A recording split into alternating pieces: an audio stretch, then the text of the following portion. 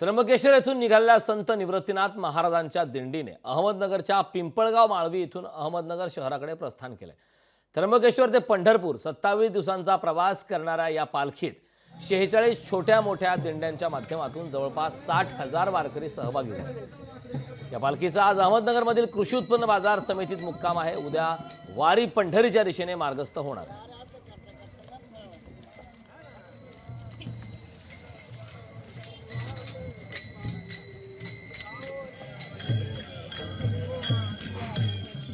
त्र्यंबकेश्वर ते पंढरपूर 27 दिवसाचा हा पायी प्रवास सोहळा आहे। या सोहळ्यामध्ये आज 50 ते 60,000 वारकरी आहेत। या सोहळ्यामध्ये एकूण 45 दिंड्या आहेत।